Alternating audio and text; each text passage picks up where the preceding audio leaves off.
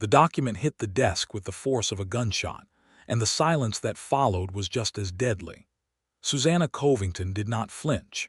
She stood in the cramped land office of Redemption Creek, New Mexico Territory, in the sweltering July of 1882, her dark eyes fixed on the man across from her with an intensity that could have split stone. The paper between them was a deed, or rather, what Roy Barnett had just declared to be a worthless imitation of one. "I'm telling you, Miss Covington," Roy said, his voice low and controlled in the way that a man controls himself when he is very certain he is right and very certain that certainty is about to cause pain to another person. "This claim is void. The original land grant from the Territorial Survey of 1871 was never properly recorded. The widow Harlan has no legal standing. Whatever she believes she owns, she doesn't. And that means Caldwell gets his railroad right-of-way, and there is nothing you can do about it." The words hung in the air like smoke after a cannon blast. Susanna looked at him for one long, unflinching moment. Then she reached into the leather satchel she had carried across 3 counties, through 2 mountain passes, and past one ambush she had survived purely through her own wits, and she drew out a second document. She placed it on top of Roy's declaration with quiet, deliberate care. "Look at that date," she said. Roy looked. His jaw tightened. "That's impossible," he said. "Look at the seal." He looked at the seal. He looked at the signature of the territorial governor, dated 4 years before the fraudulent survey that Caldwell's men had used to void the widow Harlan's claim. He looked at the chain of title that Susanna had spent 6 weeks reconstructing from Mexican land grants, Spanish colonial records, and the original Republic of Texas survey papers that most people believed had burned in a courthouse fire in Santa Fe. Most people were wrong. Roy Barnett, who had tracked outlaws across 4 territories, who had stared down killers and never blinked, who was considered by every man from Tucson to El Paso to be the most capable and dangerous bounty hunter west of the Pecos River, felt the ground shift beneath him, not because the document was real, but because in that single moment, looking at the absolute certainty in Susanna Covington's dark eyes, he understood that she had not just found a document. She had dismantled a conspiracy that had been 5 years in the making, reconstructed a legal history that no lawyer in the territory had believed could be reconstructed, and she had done it alone. He had been absolutely certain the claim was void. He had been absolutely wrong. And the way she looked at him in that moment, without triumph, without cruelty, just with the quiet and absolute confidence of a woman who had always known what she would find, was the most devastating thing Roy Barnett had experienced in 15 years of very dangerous living. That was the moment he understood that something in his life had fundamentally changed. But the story did not begin there. It began 6 weeks earlier, on a June morning, in the dust and heat of a small town called Miller's Crossing, when Susanna Covington arrived on the eastbound stage from Santa Fe with her satchel, her ledgers, and her reputation as the best land claims agent in the New Mexico Territory. Miller's Crossing was the kind of town that happened to the frontier when ambition outpaced justice. It had a saloon, a general store, a telegraph office that worked half the time, and a land office that had been operating under the authority of the Territorial Land Commission since 1878. The town sat in a valley between 2 mountain ranges, and the valley itself was something close to paradise in a land that didn't traffic much in paradise. There was water, good water, and there was soil that could grow things, and there was enough open range to sustain the kind of cattle operation that could make a man genuinely wealthy. Elias Caldwell understood this. Elias Caldwell was a land speculator and railroad man who had arrived in the territory 2 years earlier with money, connections, and a willingness to do things that more cautious men would not do. He had already purchased or pressured away 4 ranches along the proposed railroad corridor. The 5th and last obstacle was a 160-acre homestead belonging to a 53-year-old widow named Clara Harlan, who had lived there for 11 years with her late husband Thomas and, since his death, alone with her 2 grown sons. The Harlan land sat directly in the path of the most economical route for the Santa Fe to El Paso rail line, and Caldwell wanted it with the kind of wanting that made a man do things he could not easily explain to a judge. What Caldwell had done, specifically, was hire a surveyor named Fletcher Dodd to quietly produce a set of fraudulent territorial survey records, suggesting that the original land grant patent that Thomas Harlan had filed in 1871 had never been properly recorded with the Territorial Land Commission. Under the land laws of the New Mexico Territory in 1882, an improperly recorded patent was as good as no patent at all. The land reverted to the public domain, which meant it could be claimed by anyone, and Caldwell was very prepared to claim it. Clara Harlan had hired a lawyer from Albuquerque, but the lawyer had reviewed the records and come to the same conclusion that Roy Barnett would later come to, that the claim appeared to be void, and that she had very little legal recourse. The lawyer had recommended she accept Caldwell's buyout offer of $400, which was approximately 1/10 of what the land was actually worth. Clara Harlan had done something else. She had written to the Territorial Land Commission office in Santa Fe and specifically requested Susanna Covington. Susanna had been working for the Territorial Land Commission for 3 years by that point, and in those 3 years she had developed a reputation that was, in a profession dominated almost entirely by men, quietly extraordinary. She had grown up in Santa Fe, the daughter of a Spanish-speaking land records clerk who had spent 30 years in the old Mexican colonial records office before the American territorial government absorbed it.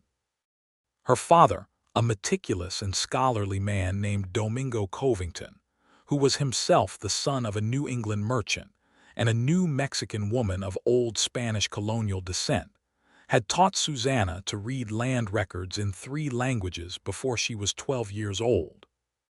He had taught her the difference between a proper colonial land grant in the Mexican system, where land had been granted in varas and leagues, and an American land patent, where land was measured in chains and acres, and he had taught her to see where the 2 systems overlapped, where they contradicted each other, and where the contradictions created what he called hidden truths, places in the record where something that appeared to have been settled was actually still open.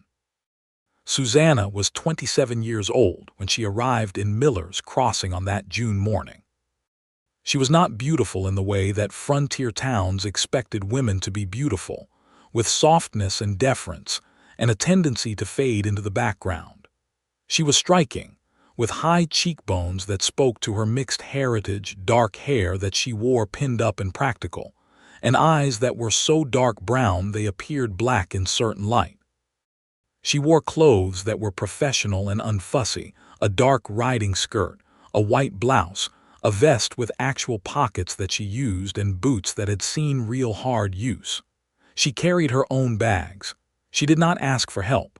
The first person she saw when she stepped off the stage was Roy Barnett. She knew who he was. Everyone in the New Mexico Territory knew Roy Barnett by reputation. He was 33 years old, tall and broad-shouldered in the way of men who have spent their adult lives doing genuinely physical work, with a jaw that appeared to have been carved from the same sandstone as the cliffs above Miller's Crossing. He had dark brown hair and gray eyes that were the color of the sky before a serious storm. He had a reputation that was specific and well-earned. He was not a lawman, but he worked with the law more often than against it, and he had brought in more wanted men than any county sheriff in the territory. He was known for being methodical, relentless, and right. On that June morning, he was leaning against the post of the stage depot, reading a telegraph message, and he did not look up when the stage arrived. He was not there for her. He was, she would learn later, in Miller's Crossing on entirely separate business involving a horse thief named McCready who had last been spotted in the eastern foothills. He was waiting for a reply from the U.S. Marshal's office in Santa Fe. Susanna did not introduce herself. She picked up her bags and walked to the land office on Main Street, where Clara Harlan was waiting for her with a pot of coffee and a stack of original documents that filled half a wooden crate. The land office in Miller's Crossing was a single room attached to the back of the general store. It smelled of paper, dust, and the particular dry heat of a New Mexico summer. The acting land agent in Miller's Crossing was a man named Harold Peel, who was competent enough with straightforward transactions, but who had already told Clara Harlan that her case was beyond his expertise. He greeted Susanna with visible relief, which she understood to mean he was glad to hand the problem to someone else. Susanna spent the first afternoon simply listening. Clara Harlan was a small, white-haired woman with the kind of toughness that comes from 11 years of frontier living and grief, and she laid out her situation with plain clarity. She had the original deed her husband had received from the Territorial Land Office in 1871. She had years of tax receipts proving continuous occupancy. She had a letter from the original surveyor, a man named Ambrose Webb who had since died, confirming that the survey had been properly conducted. And she had the deeply unsettling reality that Fletcher Dodd, the surveyor hired by Caldwell, was claiming that Webb had never filed the original patent with the Territorial Commission, meaning the deed itself was based on a patent that existed only on paper and had never been legally registered. "The lawyer from Albuquerque told me there's nothing to be done," Clara said. "He said the recording requirement is absolute. If it wasn't filed, it doesn't exist." "He's right about the recording requirement," Susanna said. "He may be wrong about whether it was filed." Clara looked at her with an expression that mixed hope and the caution of someone who had already had hope disappointed. "How would you find out? The original records from 1871 were in the courthouse in Santa Fe. They burned in the fire of 1873. "Most of them burned," Susanna said. "Not all." That was the beginning. What Susanna understood, and what almost no one else in the territory understood as thoroughly, was that the land recording system in New Mexico Territory in 1882 was not a single system. It was a patchwork of at least 3 overlapping systems: the old Spanish colonial grants from the period before 1821, the Mexican land grants from 1821 to 1848, and the American territorial patent system that had been developing since the Treaty of Guadalupe Hidalgo. When the American system absorbed the older Mexican and Spanish systems, it had done so imperfectly, with gaps, duplications, and translations that were sometimes inaccurate. And critically, records had been kept in multiple places, not just in the territorial courthouse in Santa Fe, but in local alcalde records in various towns, in the records of the Catholic Church, which had been involved in land registration in the Spanish and Mexican periods, and in the original survey field notebooks of the General Land Office surveyors, which were stored separately from the patent records. The courthouse fire of 1873 had destroyed the patent books. It had not destroyed the field notebooks, which were housed in a separate building in the land office. It had not destroyed the local alcalde records, which were distributed across the territory. And it had not destroyed the duplicate filing copies that some surveyors, including Ambrose Webb, had been required to submit to the General Land Office in Washington, D.C. Susanna had spent 2 years building a network of contacts, not just in the territory but in Washington, in Mexico City, and in the Catholic Diocesan Archives in Santa Fe.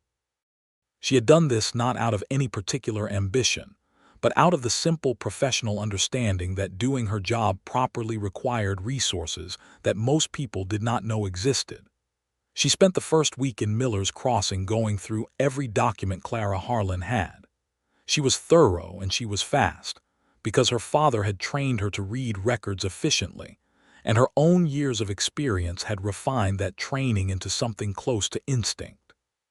She identified 2 things immediately. First, the fraudulent survey produced by Fletcher Dodd had several technical inconsistencies that a trained eye would notice. specifically in the way the section corners were described, which didn't match the township grid as it existed in 1871.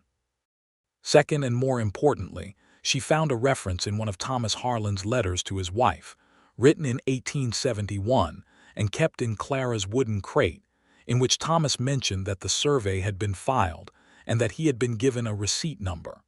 The receipt number was still legible. A receipt number from the General Land Office was cross-referenced in the field notebooks. Susanna wrote 3 letters that afternoon. One to the General Land Office in Washington, one to the Territorial Land Commission office in Santa Fe, requesting access to the archived field notebooks, and one to the Diocesan Archive in Santa Fe, because the Harlan land had originally been part of a Spanish colonial land grant, and she had a theory about a secondary chain of title that could be relevant. Then she did something that was practical and also indicative of exactly how Susanna Covington operated. She went to see Elias Caldwell. Not to negotiate, not to plead. She went to see him because she wanted to look at him and understand what she was dealing with, and because she had learned from her father that the most important thing in a land dispute was not the documents. It was the people who were motivated to lie about the documents. Caldwell received her in the hotel dining room that doubled as his temporary office when he was in Miller's Crossing. He was a large man in his mid-40s, with the red complexion and the confident gestures of a man who had been winning most of his confrontations for a long time. He looked at Susanna with a particular kind of condescension that she had encountered many times, the look of a man who saw a young woman in a professional role and concluded that she was either decorative or mistaken. "Miss Covington," he said, "I've heard of you. I understand you've been hired by the Harlan widow." "I work for the Territorial Land Commission," Susanna said. "I've been assigned to review this claim. That means I work for the territory." Caldwell smiled. It was not a pleasant smile. "Then we want the same thing, a proper resolution that follows the law." "We do," Susanna said. "Tell me about Fletcher Dodd." Caldwell's smile held, but something behind his eyes recalculated. "Dodd is a licensed surveyor. His findings speak for themselves." "His findings have 3 errors in the section corner description," Susanna said. "I'd like to know who instructed him to make them." The dining room was very quiet for a moment. "I think," Caldwell said carefully, "that you should be very careful about making accusations you can't support." "I'm not making accusations," Susanna said. "I'm asking questions. There's a difference." She stood up. "Thank you for your time, Mr. Caldwell." She walked out of the hotel into the afternoon heat, and she was aware, though she did not look, that Roy Barnett was sitting at a corner table of the hotel dining room, having coffee and reading a newspaper, and that he had heard every word of that exchange. He had arrived in Miller's Crossing 6 days before her and had not found McCready, the horse thief, who appeared to have moved on from the eastern foothills. Roy was not a man who was comfortable being idle, and he had been watching the situation around the Harlan land claim with the professional attention he gave to anything that smelled like hidden motives and the potential for things to turn violent. He had formed his opinion about the land claim quickly. He had looked at the documents that Harold Peel had summarized for him, because Roy was the kind of man who gathered information about his environment as a professional habit, and his opinion was the same as the lawyer from Albuquerque's. The claim appeared to be void. Caldwell had the law on his side, and Clara Harlan was going to lose her land. He had heard about Susanna Covington before she arrived. He had heard she was sharp, but he had assumed that meant sharp for a woman in a man's occupation, which was a form of condescension he was not even aware he held. When she walked out of the hotel dining room after 30 seconds of conversation with Caldwell that had clearly unsettled a man Roy considered genuinely formidable, Roy revised his assessment slightly. She was not just smart, she was strategic. He did not speak to her that day. He watched her from a distance, which was something he was very good at, and he noted the way she moved through the town, asking precise questions of the right people, spending an afternoon in the land office with Harold Peel going through every record he had, and spending another afternoon in the local church talking to the priest about records that Roy would not have thought to look for in a church. On the 7th day of Susanna's time in Miller's Crossing, the situation changed. Clara Harlan's oldest son, a young man of 25 named Daniel, had been approached by two of Caldwell's hired men the previous evening with an offer that was, in reality, a threat wrapped in money. The offer was $200, to be split between Daniel and his younger brother, if the two of them would persuade their mother to sign the buyout agreement by the end of the week. The threat, unstated but clearly implied, was that if the family did not cooperate, the disagreement could become uncomfortable in ways that went beyond legal procedure. Daniel Harlan had not said yes and had not said no. He had come to Susanna in the morning, visibly shaken, and told her what had happened.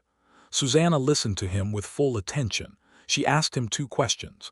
She asked him to describe both men in detail, and she asked him whether they had touched him or threatened him with physical harm directly. They had not directly. "You did the right thing telling me," she said. "Don't respond to them yet. Say nothing." Daniel left, and Susanna sat alone in the land office for a few minutes thinking. Then she walked across the street to the hotel, went to the front desk, and asked which room Roy Barnett was staying in.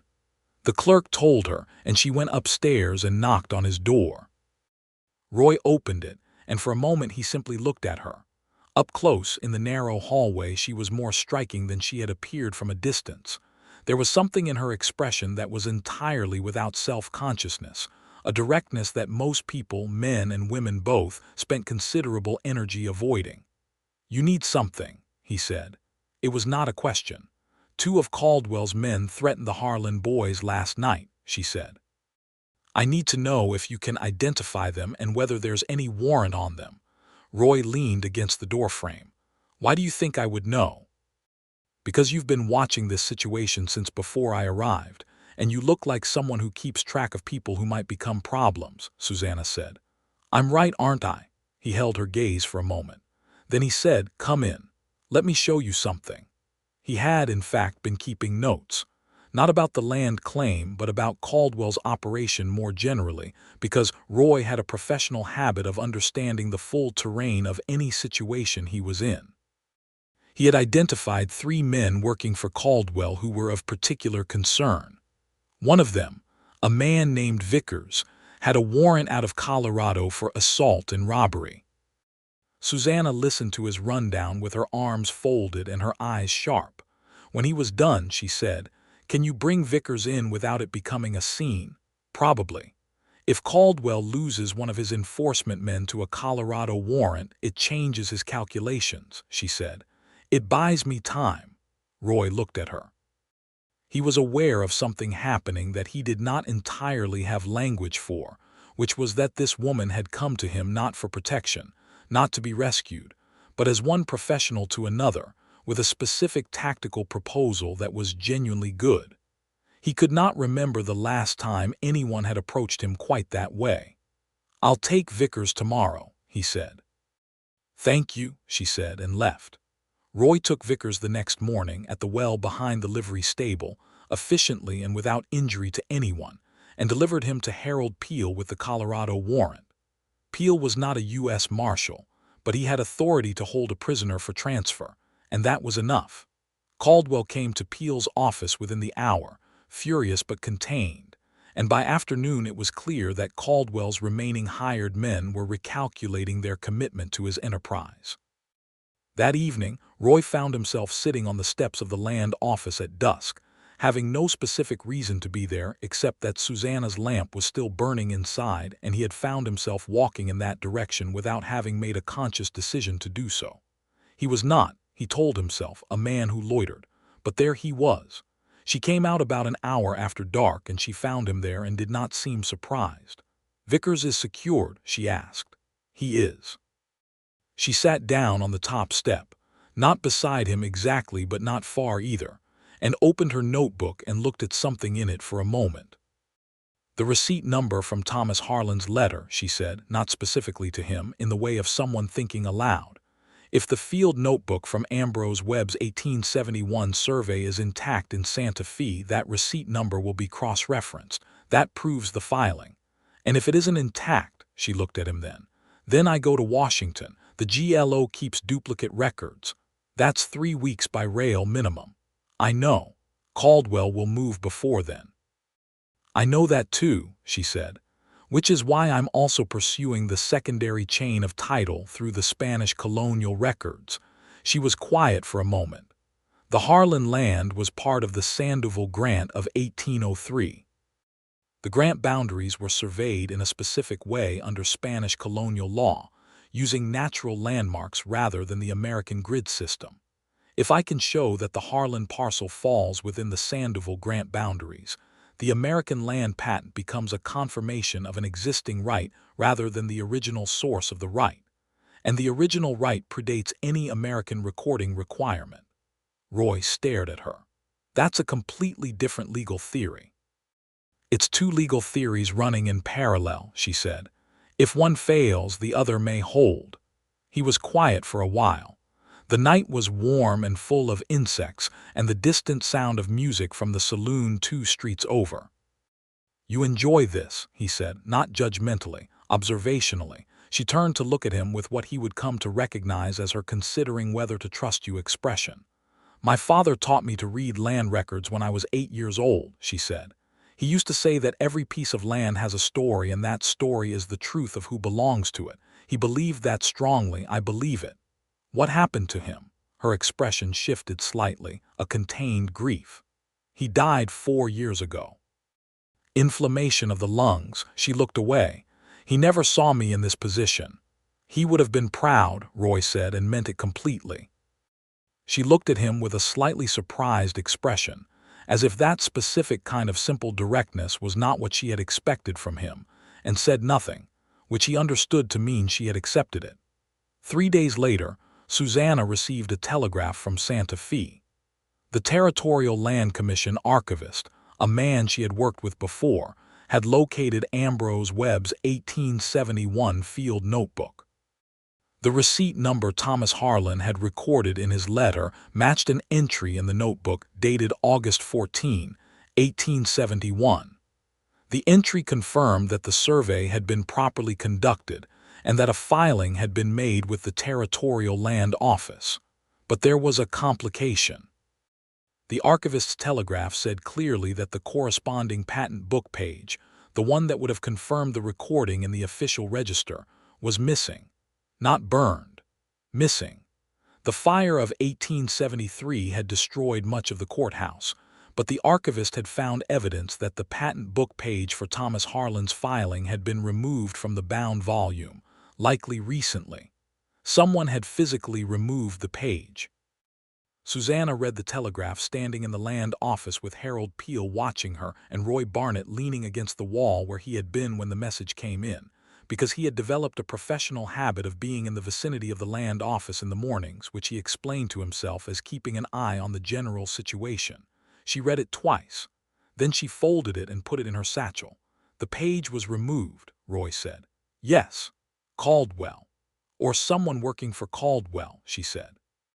The archivist says the notebook entry is intact and independently verifiable. That's enough to establish that a proper survey was conducted and a filing attempted. But Caldwell's lawyers will argue that without the patent book confirmation, the recording requirement isn't met. So where does that leave you?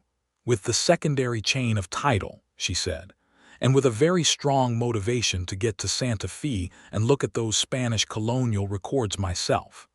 That was the morning she decided to make the ride to Santa Fe. Not on the stage, which ran twice a week and would take 3 days, but on horseback, which she could do in 2 days of hard riding if the weather held, and if no one tried to stop her. Roy found out about her plan approximately 1 hour before she left. He found out because Daniel Harlan came to him in something close to panic, saying that 2 men, not Vickers's companions but different men he had not seen before, had been watching the land office from the alley across the street since early morning. Roy had been out of the town for most of the morning following a lead on McCready that had turned out to be a false trail, and he came back to find the situation had evolved without him. He went to the land office and found Susanna in the process of packing her satchel and a small bedroll. "Two men watching you from across the street," he said. "I noticed them at 8 o'clock, she said. "They're not Caldwell's regular men. Hired specifically for this, I think. You're planning to ride to Santa Fe alone. I've ridden to Santa Fe alone before, not with hired men watching you." She stopped packing and looked at him with the particular expression she reserved for when she was deciding whether an argument was worth having. "Roy," she said, and it was the first time she had used his given name, which neither of them acknowledged but both of them noted. "I am not going to let two anonymous watchers stop me from doing my job." "I'm not asking you to stop," he said. "I'm asking you to let me ride with you." She looked at him for what felt like a long time but was probably only a few seconds. "Why?" she said. "Because I have nothing useful to do here while McCready is out of the territory, and because two men watching a woman who is about to ride alone through 40 miles of rough country is the kind of situation that I am professionally and personally inclined to address," he said. "And because you are apparently the only person in this territory who has a chance of stopping Caldwell, and I would hate for something unnecessary to happen to that plan." It was a practical answer.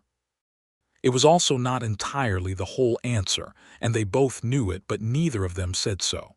She held his gaze for one more moment and then said, "All right, we leave in an hour." They left at noon, riding out the south end of Miller's Crossing by way of the dry creek bed that ran behind the livery stable, which meant the two watching men from the alley saw nothing. Roy had scouted the route before they left, a habit from years of moving through contested terrain, and he was fairly satisfied that they had an hour's head start at minimum. The ride to Santa Fe was 2 days through desert country and the beginning of the mountain approaches, and those 2 days were, in retrospect, the period in which everything between them changed, though neither of them would have used that word at the time. They rode well together from the start, which surprised Roy slightly, because he had ridden with many men whose pace and habits required constant management, and Susanna required none. She was a strong rider, not showy but efficient, and she had a feel for terrain that came from experience. She did not need to be warned about the gully crossings or the places where the trail became unstable. She noticed them before he pointed them out. The first night they camped in a dry wash with good cover, and a clear line of sight back the way they had come. Roy set a small fire and Susanna produced from her saddlebag a meal that was better than anything Roy had eaten since he had left his own kitchen, which told him things about her that she had not specifically said.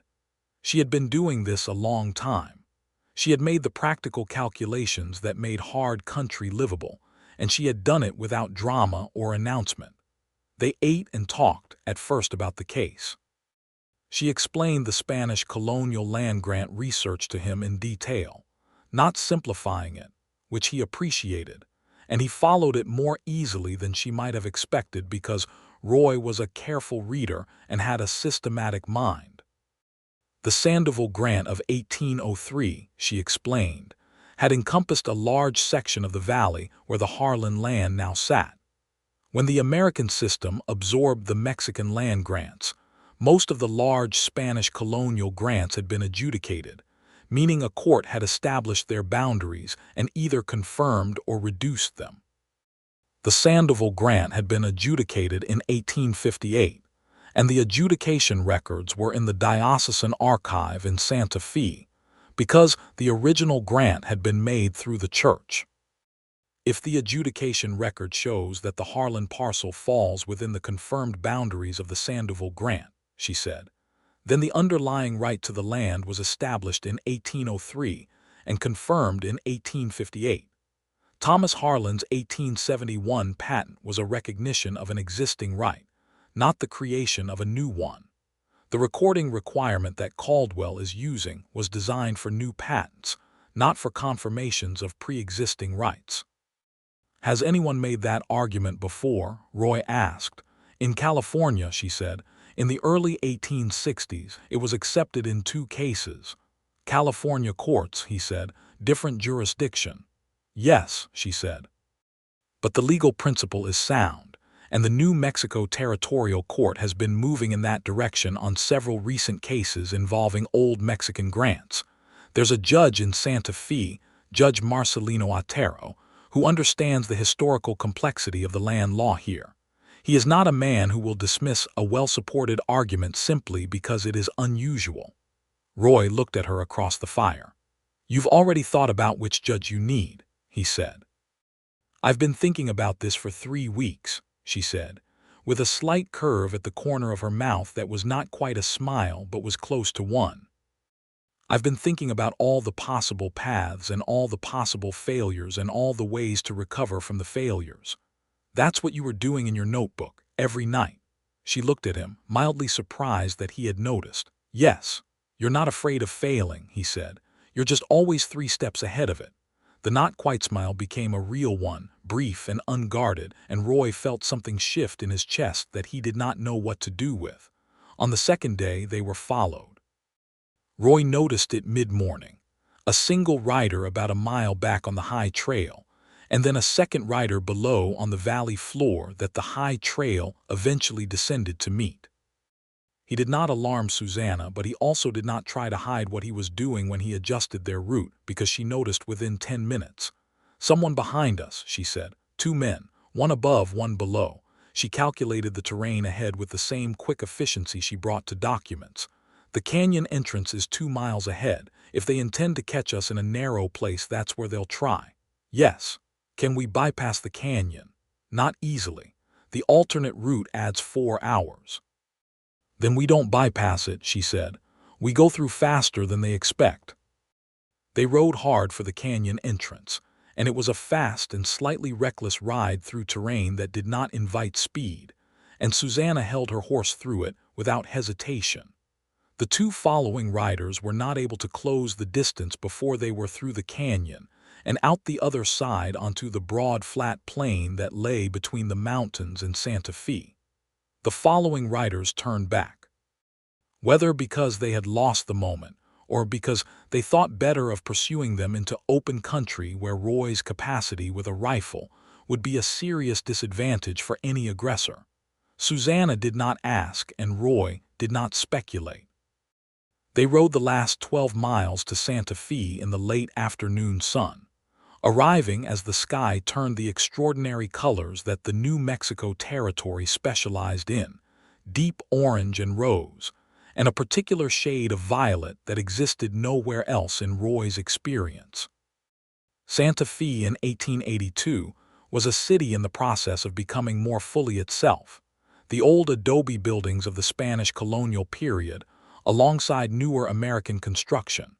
The old plaza that had been at the center of New Mexican life for 200 years, still busy with commerce and conversation in Spanish and English both. Susanna navigated it with the confidence of someone who had grown up there, which she had. They stabled the horses and found rooms at the same hotel, a clean and decent establishment near the land office district. Roy was aware, as he registered at the front desk, of the slight social awkwardness of their situation, 2 unmarried people who had ridden across the territory together, which was not the kind of thing that went unnoticed, but Susanna appeared entirely unbothered by it, and he decided to take his cue from her on that particular question. They went their separate ways that evening. Roy sent a telegraph to the U.S. Marshal's office to update his status, and Susanna went to see the archivist who had sent her the telegraph about the field notebook. She came back 2 hours later to the hotel with the field notebook under her arm and a look on her face that Roy could read now, after several weeks of proximity, as controlled excitement. "The notebook entry is exactly what he described," she said, standing in the corridor outside his room. "The cross-reference is clear. The filing was made. Webb recorded it himself. And the missing patent book page. The archivist thinks he knows when it was taken," she said. "There was a surveyor in the archive about 2 months ago. He had legitimate business there, but the archivist remembers now that he spent a long time with the patent books. The description matches someone who works with Caldwell. Can the archivist testify to that? He will, she said. And first thing tomorrow morning, I'm going to the diocesan archive for the Sandoval grant adjudication record. She was at the diocesan archive when it opened at 7 in the morning. Roy came with her, partly because the men who had followed them the previous day were still a concern, and partly because he had given up pretending that his proximity to this investigation was purely professional or purely protective. The diocesan archive in Santa Fe was housed in a building adjacent to the Cathedral of St. Francis, which was in the process of being completed in 1882, its Romanesque towers rising above the old plaza in a way that seemed to belong to a different country than the one surrounding it. The archivist was an elderly man, Father Ignacio, who knew Susanna by name and greeted her in Spanish, which she answered with the ease of someone who had spoken it since childhood. Roy watched her move through the archive with a kind of alert, directed energy that he recognized from watching very good trackers work a landscape. She knew what she was looking for, and she knew how to look. She spent 3 hours in the archive, and Roy sat in a chair near the door, and he read a newspaper, and when he ran out of newspaper he watched her, and he thought about things he did not know how to articulate in a way that he was comfortable with. She found the adjudication record at 10 in the morning. He knew she had found it because she went very still for about 30 seconds, reading, and then she stood up slowly and said, to no one in particular, with a quiet intensity that was more expressive than any shout would have been, "There it is." She brought the volume to where Roy was sitting and placed it open on his lap. "Read the boundary description for the southern section of the confirmed grant," she said. He read it. Even with his lay understanding of land survey language, he could see what she was pointing at. The boundary description used a combination of natural landmarks and compass bearings, and the measurement placed the southern extent of the confirmed Sandoval grant at a location that, if the township grid overlaid correctly, put the Harlan parcel well within the grant's boundaries. "How certain are you?" he asked. "I need to do the detailed calculation with a survey map," she said. "But the natural landmarks described here, the Dry Creek Junction and the volcanic rock formation they call the Crow's Wing, I have seen both of those on the Harlan property. The Creek Junction is at the southwest corner of Clara Harlan's land. When were you on the Harlan property?" "My first day in Miller's Crossing," she said. "I always look at the land itself first." Roy stared at her. He had been tracking and evaluating people for 15 years, and the particular combination of thoroughness and foresight that she was demonstrating was, in his experience, not common. Not among men, not among women, not among anyone. "You went to the property on your first day," he said slowly, "because you knew you might need to identify the natural landmarks. I went to the property because the story of the land begins with the land itself," she said, with the same quiet conviction she always used when she spoke about what her father had taught her. "You have to know what the land looks like before you can understand what the records say about it." He looked at her across the open archive volume, and he felt something he was not accustomed to feeling, a combination of admiration so complete that it was almost physical, and a specific kind of inadequacy that was not unpleasant, the feeling of being in the presence of someone who was better at their thing than you had expected anyone to be at anything. He said, "Your father was right. You're remarkable." It came out more directly than he had intended. She looked at him with an expression he had not seen on her before, something open and slightly vulnerable, and then she closed the book carefully and said, "Let me get the map." They spent the rest of that day, and most of the following day in Santa Fe, working. Susanna obtained a copy of the 1858 Township Survey map from the Territorial Land Commission office, and spent 8 hours doing the calculations that would establish definitively whether the Harlan parcel fell within the confirmed Sandoval grant boundaries. She worked at the desk in the Land Commission's map room with a compass, a ruler, and a methodical patience that Roy watched in something very close to reverence. He also did his own work. He talked to the archivist and then to a deputy U.S. Marshal he knew in Santa Fe, and through that conversation he confirmed the identity of the man who had been in the archive around the time the patent book page disappeared. The man's name was Edmund Carr, and he was a licensed surveyor who had done work for Caldwell on 2 previous land acquisition deals, one in Texas and one in Colorado, both of which had involved the suspicious disappearance of records that would have complicated Caldwell's claims. There was not enough to arrest Carr on, but it was enough to build a picture that, combined with the technical errors in Fletcher Dodd's fraudulent survey, would be very difficult for any reasonable court to dismiss. Roy came back to the map room and sat down across the large table from Susanna, and he laid out what he had found, and she listened with the notebook open in front of her, adding notes. "Carr is pattern evidence," she said. "It supports the inference that the patent book page was deliberately removed. Combined with the field notebook confirmation and the testimony of the archivist, that's a strong case for fraud. And the Sandoval grant. The Harlan parcel is within the confirmed boundaries," she said. She turned the survey map toward him and showed him the calculation she had done. The crow's wing formation described in the 1858 adjudication corresponds to this feature here on the 1871 survey map. The southern boundary of the confirmed grant runs here. The Harlan parcel is entirely inside it.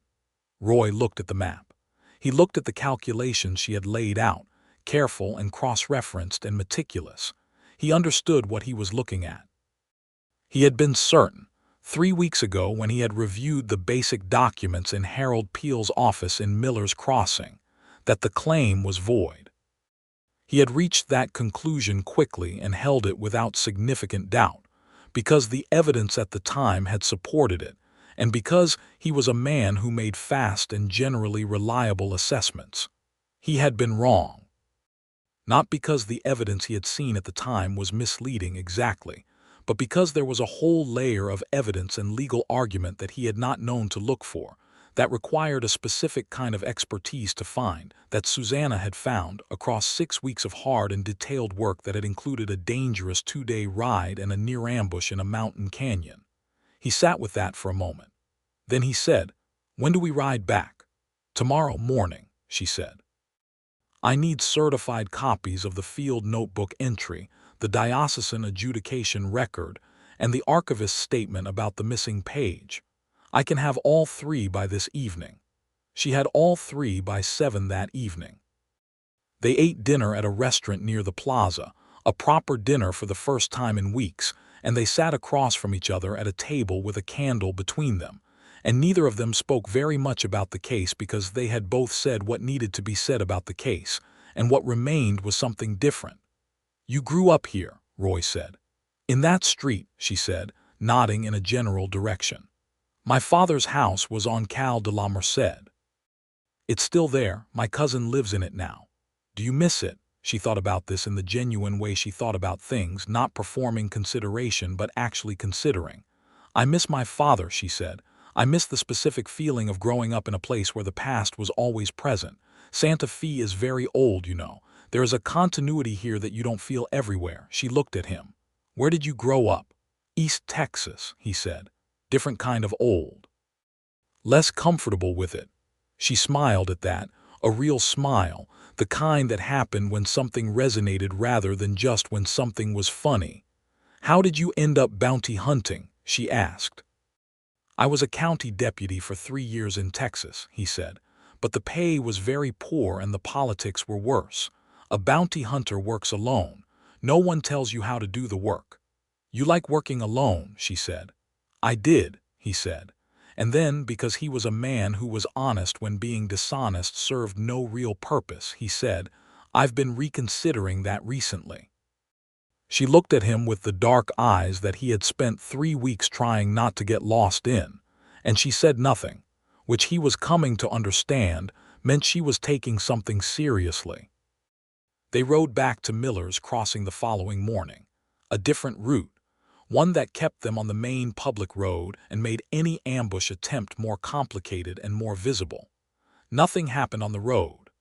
The sky was immense and clear, and the landscape was the particular New Mexico combination of beauty and indifference that Roy had spent years learning to love without entirely understanding. They arrived in Miller's Crossing in the late afternoon of the second day, dusty and tired, and with a leather satchel full of documents that were about to fundamentally change Elias Caldwell's plans. Clara Harlan met them at the land office. She had aged, Roy thought, in the 3 weeks since Susanna had arrived, the strain of waiting and uncertainty showing in her face. Susanna sat her down and explained, clearly and in sequence, what she had found: the archivist's confirmation of the field notebook, the evidence of the removed patent book page and Edmund Carr's likely responsibility, and the Sandoval grant adjudication. Clara listened to all of it with her hands folded in her lap and her eyes steady. When Susanna finished, Clara was quiet for a moment. Then she said, "Thomas always told me the land was ours. He said he had done everything right." "He had," Susanna said. "Someone else did something wrong. We have the evidence to prove it." The next morning, Susanna prepared a formal claim challenge filing for the Territorial Land Commission, to be submitted simultaneously to the Commission and to the Territorial Court in Santa Fe, specifically to Judge Marcelino Otero. Harold Peel notarized every document with the focused attention of a man who understood that he was participating in something significant. That afternoon, Roy went to find Elias Caldwell, not to confront him. Roy Barnett understood leverage, and at that moment the leverage was in the documents Susanna had filed, not in any conversation with Caldwell. He went to find Caldwell because he wanted to give the man the opportunity to understand the situation clearly, which was the decent and also the strategically sensible thing to do. He found Caldwell in the hotel dining room, and he told him simply and without elaboration that a complete land claim challenge had been filed with the Territorial Court that morning, that the challenge included evidence of fraudulent survey activity and the deliberate removal of official records, and that the Sandoval grant adjudication provided a secondary chain of title that was almost certainly going to be upheld by the court. Caldwell listened to this with a face that went through several different expressions. "You're bluffing," Caldwell said. "I don't bluff," Roy said. "It's an inefficiency." Caldwell was quiet for a long time after that. Roy watched him calculate and recalculate and reach the conclusion that men in his position eventually always reached, which was that the specific fight he had chosen was costing more than the prize was worth.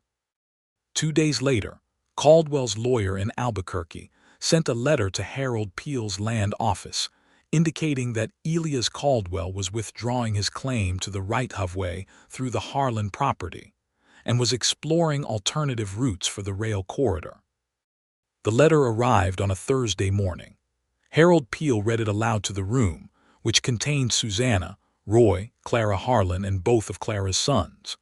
There was a moment of silence, and then Clara made a sound that was not quite a sob and not quite a laugh but was something in between, and Daniel took her hand, and the youngest son, who was 22 years old and had been trying hard to seem tougher than he felt through the whole ordeal, had to step outside to collect himself. Susanna stood in the center of the land office with the certified documents in her hands, and she allowed herself one long breath that expressed everything without saying anything.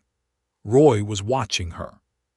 He had been watching her the entire time, and he was past the point of pretending to himself that this was professional or tactical or anything other than what it was. That evening, he found her sitting on the front step of the land office as the sun went down, with her notebook open on her knee but not writing in it, just sitting and watching the light change on the mountains. "You did it," he said, sitting down beside her. "We did it," she said. "No," he said. "I removed one warrant holder and did not get ambushed on the road to Santa Fe. You rebuilt a legal argument from 6 weeks of archival work across 3 separate record systems in 2 languages. Those are not equivalent contributions." She turned to look at him, and the expression on her face was, for the first time in their acquaintance, entirely unguarded. "Roy," she said. "I was wrong," he said, "about the claim. I looked at the initial documents and I made a judgment that I was confident in, and I was wrong and you were right, and I want to say that clearly. I'm not a man who finds it easy to be wrong, but in this case I am glad I was, because it meant watching you prove it." She was quiet for a moment. The sun was fully on the mountains now, turning them that impossible orange. "Why are you telling me this?" she asked.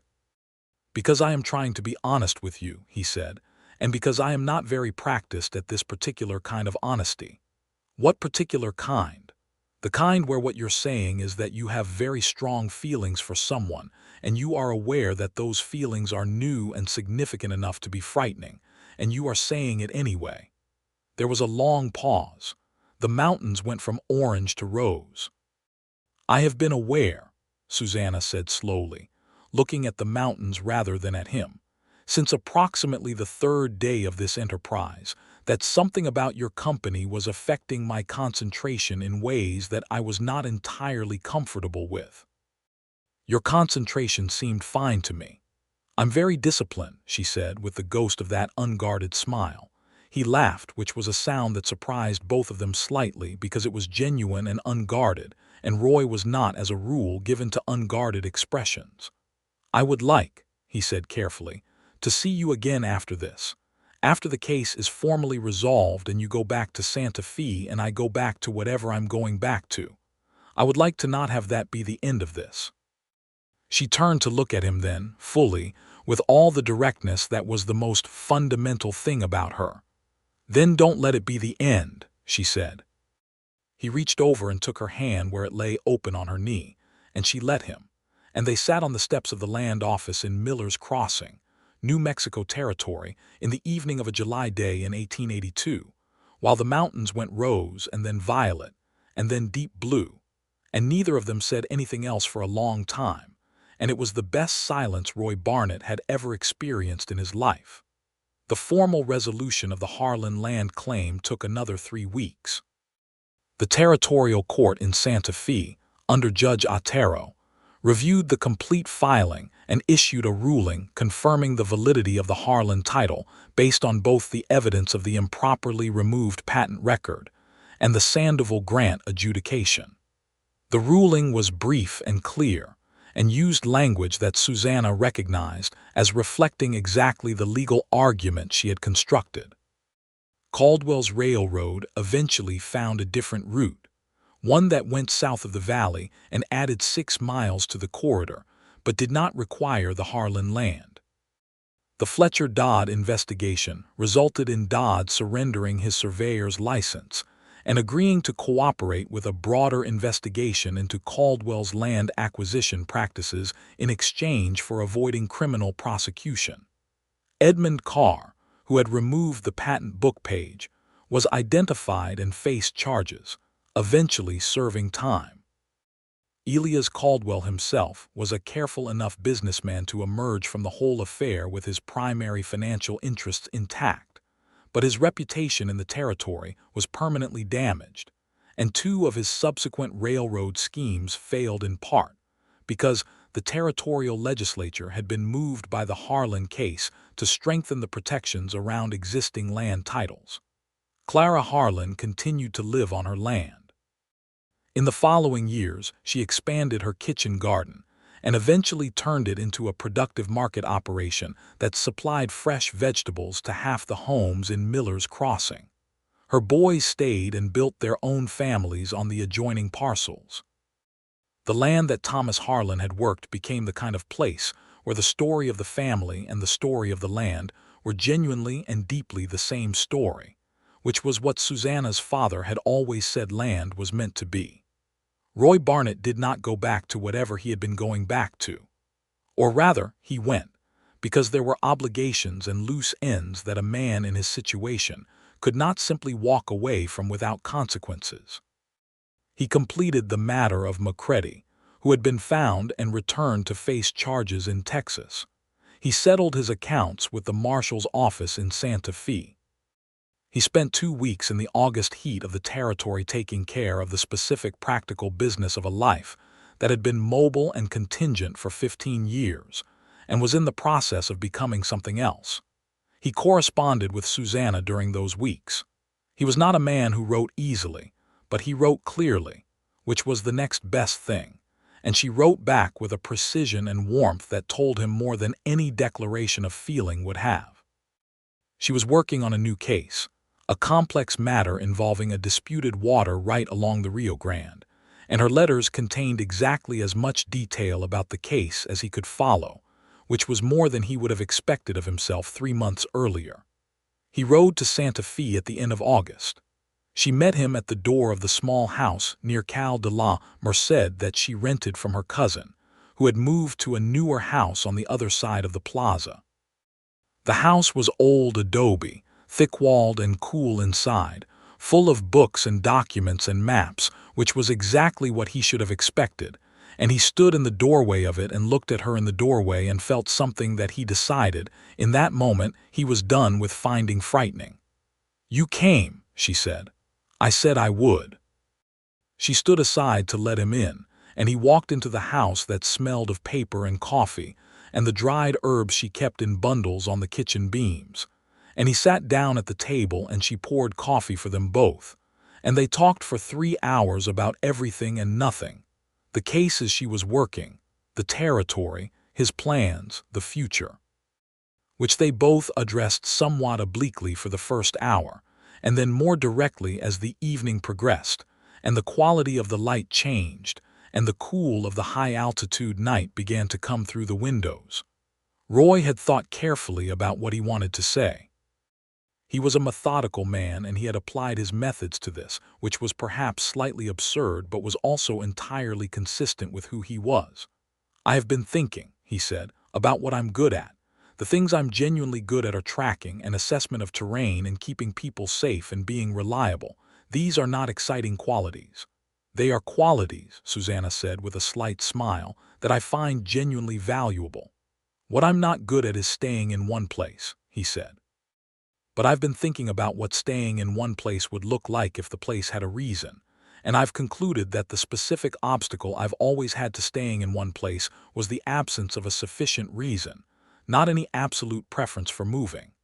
She was watching him with those dark eyes that did not give anything away unless she decided to, and right now she was deciding to, and what they were giving away was warmth and humor and something deeper underneath both. "Roy," she said. "I'm asking you to consider marrying me," he said. "I'm saying it somewhat formally because it seems like the kind of thing that should be said somewhat formally, and I'm saying it now because I've been thinking about it since approximately the 2nd week of July, and I have not found any reason against it that holds up to examination." There was a silence that lasted, in Roy's experience of it, somewhere between 5 seconds and approximately the rest of his life. "I have also been doing an examination," she said, "and I've arrived at a similar conclusion." "Is that a yes?" he said. "It's a yes," she said.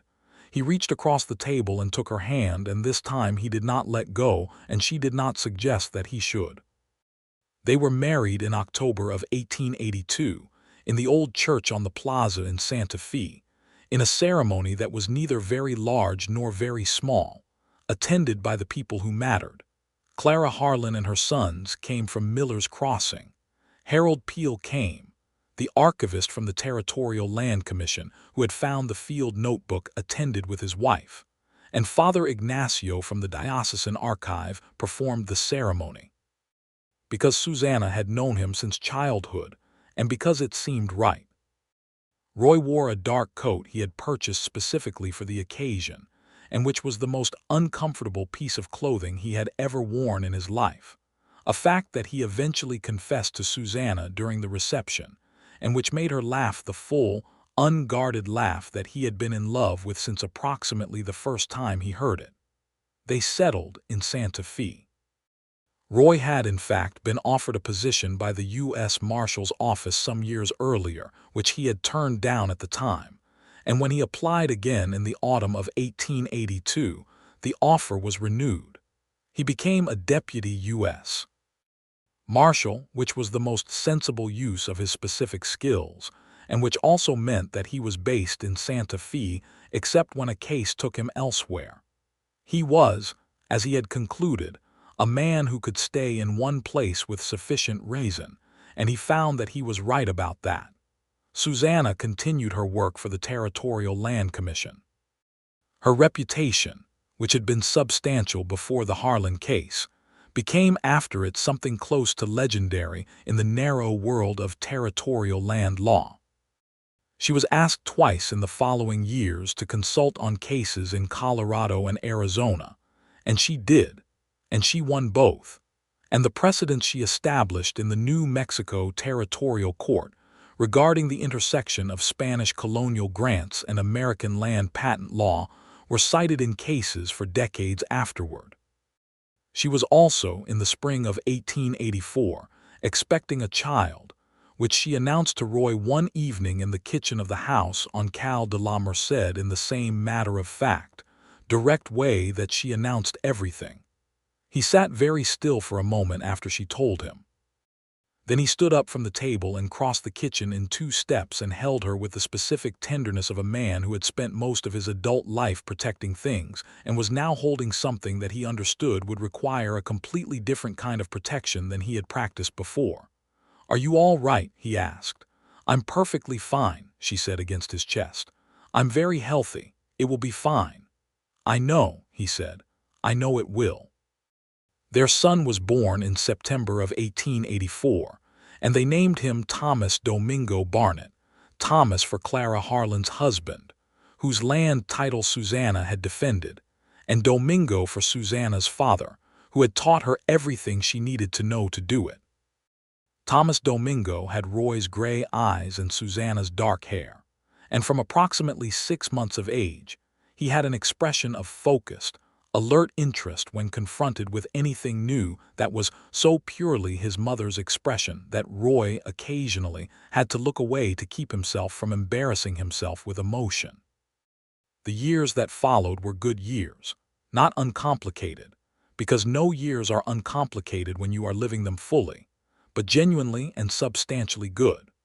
Roy's work as a deputy marshal took him away from Santa Fe on cases that sometimes lasted weeks, and there were nights in camps or in rough boarding houses in distant towns when the thought of Susanna and Thomas in the house on Cal de la Merced was the specific and weighted thing he carried against whatever difficulty the day had presented. And Susanna's work took her on her own travels, cases in distant towns and archives in cities, and Roy learned in those years what it meant to trust a person's competence and judgment so completely that their absence was uncomfortable but not frightening, because you knew, with the certainty of long experience, that they were equal to whatever they encountered. In 1887, there was a second child, a daughter they named Elena, who had Susanna's coloring and Roy's stubborn constitution, and who was, from infancy, completely fearless. Elena would grow up into a young woman who, in her own time and her own way, would have things to say about the territory and the law that would surprise people who did not know her parentage, though those who did would find it entirely expected. When Thomas was 5 and Elena was newly born, Susanna received a letter from the New Mexico Territorial Land Commission asking her to take on a formal appointment as Chief Land Claims Agent for the territory, a position that had not existed before and was being created specifically because the commission had come to understand that the complexity of New Mexico's land history required a permanent expert rather than a consultant called in for difficult cases. She talked to Roy about it for 3 evenings running, which was how she made important decisions, by thinking aloud to a person she trusted until the thinking resolved itself. "It means more traveling," she said on the 3rd evening. "The jurisdiction covers the whole territory." "You already travel most of the territory," he said. "It means I would be the person responsible for the whole system, not just individual cases," she said. "Anything that goes wrong is on me." "Anything that goes wrong has always been on you," he said. "That's never stopped you before."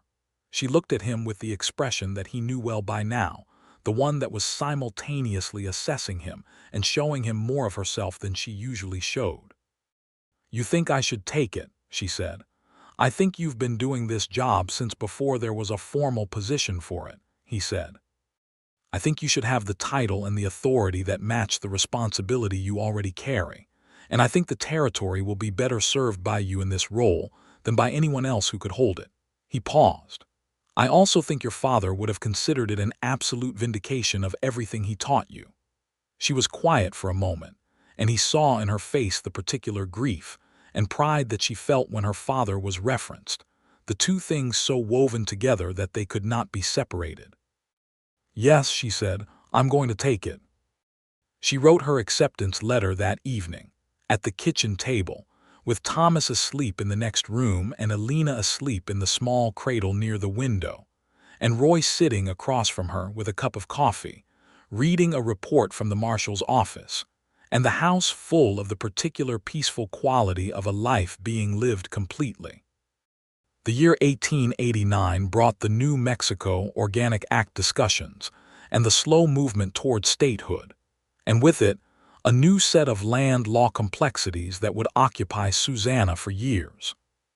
The Spanish and Mexican land grant questions that had been contentious since 1848 were becoming increasingly urgent as more settlers arrived, and the territory grew more legally sophisticated.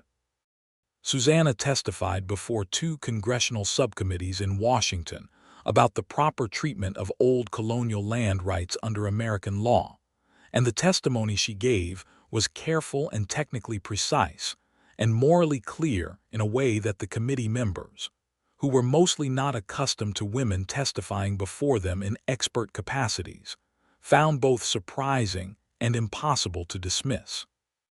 Roy accompanied her to Washington and experienced the city with the wide-eyed alertness of a man who had spent his adult life outdoors in the West, and for whom the density and architecture of the capital were a kind of extraordinary and slightly overwhelming puzzle.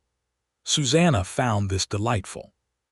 She had the city bearings of someone who had navigated it twice before for similar professional reasons, and she guided him through it with a calm efficiency that was, he recognized, exactly the dynamic of the mountain canyon when she had assessed the terrain and made the fast decision.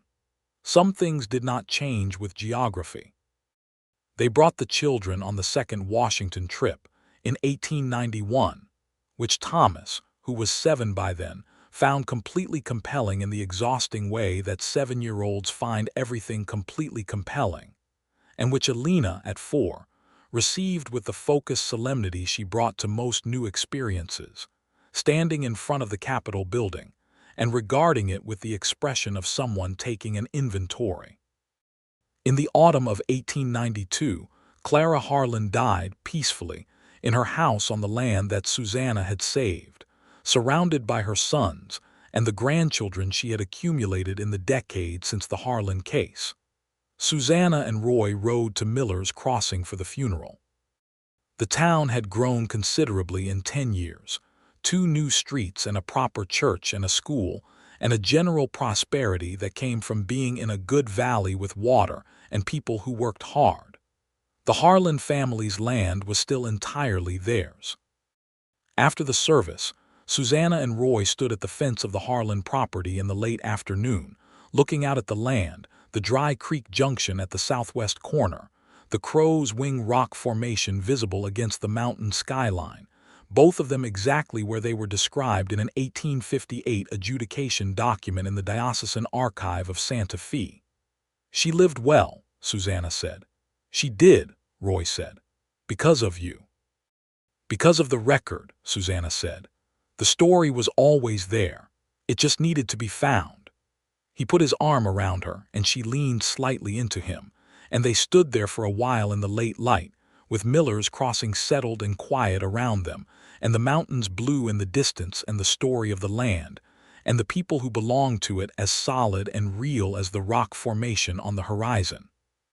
They rode home the next morning, back toward Santa Fe, back toward the house on Cal de la Merced, where Thomas and Alina were being watched by Susanna's cousin, back toward the work and the life that they had made together out of intelligence and stubbornness, and the specific kind of courage that it takes to trust another person completely.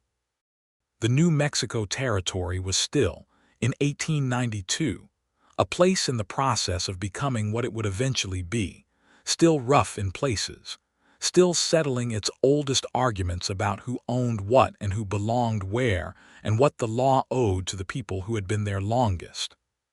Susanna spent the next several years working on the large and complex question of the old Spanish and Mexican land grants, building the systematic record that the territory needed, defending the rights of families who had held their land across multiple governmental regimes, and who deserved the protection of a legal system capable of understanding the history they were standing in. Roy spent those years as one of the most effective deputy marshals in the territory, known for the same qualities he had always been known for: the methodical relentlessness, the accurate assessment of terrain and people, and the ability to be wrong gracefully, which was a quality that had developed specifically after July of 1882 and which was, he privately believed, among the more important improvements he had made to himself. Thomas grew up to be a surveyor, which surprised no one, with his mother's precision and his father's eye for physical landscape.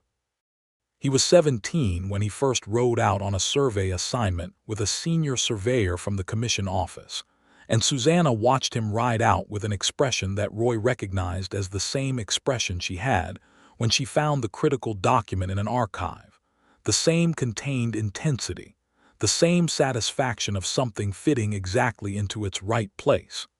Alina became a lawyer. She did it in the way that a person does something that has been quietly inevitable since childhood, by accumulating the necessary credentials through a combination of her mother's precise intellect and her father's stubborn thoroughness. And when she passed the territorial bar in 1907, she was not the first woman in New Mexico to do so, but she was one of the first few, and she did it in a territory that was, in part, what it was because of the work her mother had done in the preceding 25 years. Roy Barnett, in his later years, was a man who appeared to have found what he had been looking for without having known he was looking for it. He had the particular settled quality of a person who has understood their own story fully enough to live in it without restlessness. He continued to work for the marshal's office until 1898, when he stepped back from active cases and took on a supervisory and training role that used his experience without the physical demands that were, at 49, beginning to require more recovery time than they had at 33. He spent a great deal of his later years at the kitchen table on Cal de la Merced, which had been enlarged twice since they had moved into it, first when Thomas was born and again when Alina arrived. He drank coffee and he read, and he watched his wife work at her own side of the same table, with the same dark eyes and the same focused intelligence and the same notebook that she had been carrying since before he met her. And he thought, with some regularity, about the afternoon in the land office in Miller's Crossing when she had placed a document on top of his declaration and told him to look at the date. He had been certain the claim was void. He had been wrong, and the being wrong had given him everything. The house on Cal de la Merced was full, in those years, of the accumulated evidence of a life fully lived. Maps on the walls, books in every room, the boots by the door that still showed real wear, the coffee pot that was always on the stove. Children who had grown into people and were living their own complex, engaged lives in the territory their parents had helped to shape. And the particular quality of the evenings, after the work of the day was done, when they sat together, and the light came through the old adobe windows at the angle it came through in Santa Fe in the late afternoon. And there was nothing urgent, just the presence of two people who had found each other across a land dispute and a mountain road and a set of Spanish colonial records, and had built everything else from there. Roy Barnett had once been a man entirely certain about the void nature of a land claim. Susanna Covington, with her father's love of true stories and her own extraordinary competence, had found the title that proved him wrong, the title to the land, and without precisely intending to, the other kind of title as well, the kind that is not recorded in any archive but is no less real for that, the right of two people to the life they build when they are brave enough to see each other clearly and stay. That title was never in dispute. Not for a single day of the 31 years they had together before Roy died, quietly in the autumn of 1913, in the house on Cal de la Merced, with Susanna's hand in his and the New Mexico sky outside the window the same extraordinary blue it had always been. Susanna lived until 1921, and she worked almost to the end, because work was not separate from who she was. She saw New Mexico become a state in 1912 and felt the particular satisfaction of a person who has spent decades contributing to something that finally achieves its full form. She saw Thomas's children, her grandchildren, grow up with the same maps on the walls and the same conviction that the land had a story, and the story was the truth of who belonged to it. When Susanna Covington Barnett died, the land records she had created and defended in the New Mexico territory were among the most thorough and well-documented in the American West. They still are.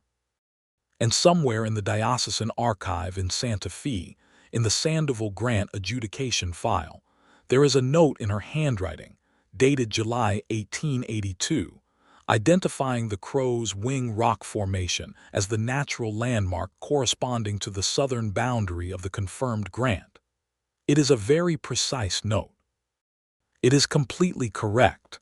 The story of the land, beginning in 1803 and running through every complication that history could provide, was there all along. She just knew how to find it.